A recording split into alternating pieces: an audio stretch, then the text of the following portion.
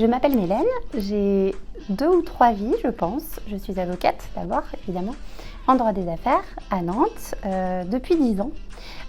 J'ai aussi 3 enfants, 3 merveilleux enfants, une famille en or qui est toujours là pour moi, et puis un mari extraordinaire sans lequel je ne saurais pas qui je suis. Insomniaque. Déterminée. Solaire. Travailleuse. Rigolote. Téméraire.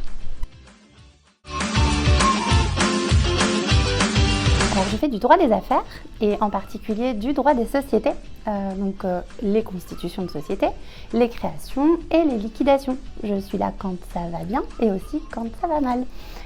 Quand les associés sont heureux, on fait un petit pacte d'associés, et puis quand ils ne se supportent plus, on organise la session. Donc je suis tout le temps là pour eux. Alors, il y a beaucoup de souvenirs, mais ce sont souvent les petites victoires qui font les meilleurs souvenirs.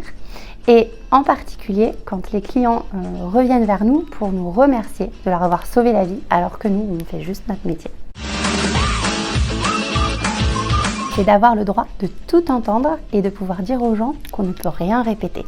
On a le sentiment d'avoir un gros pouvoir et d'être dans le secret des dieux. Le bonheur est optimiste, il ne renonce jamais. C'est Harvey Specter, mais un peu Donna aussi, donc je dirais Harvey en femme. La première qui me vient à l'idée, c'est quand j'étais petite et que j'ai dit à tout le monde que je voulais faire avocate, mais que je ne savais absolument pas pourquoi.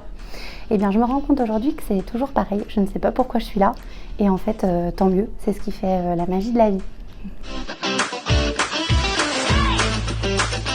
Il n'y a pas de journée type quand on est avocate, au contraire, c'est ce qui fait aussi la richesse du métier. D'ailleurs, en règle générale, quand on prévoit quelque chose, il se passe complètement autre chose. Quand on prévoit de plaider, eh bien c'est renvoyé. Quand on prévoit de dormir, on ne dort pas, parce qu'il y a des conclusions qui arrivent pour l'audience du lendemain. Quand on prévoit de signer un contrat, on ne signe pas le contrat, puisque finalement le client ne vient pas, ou le logiciel ne fonctionne pas, et plein d'autres choses comme ça. C'est magique, le métier d'avocat, c'est merveilleux, c'est totalement imprévisible. Si je dois en choisir une pour être honnête, je dirais les Forbans. Chante, chante.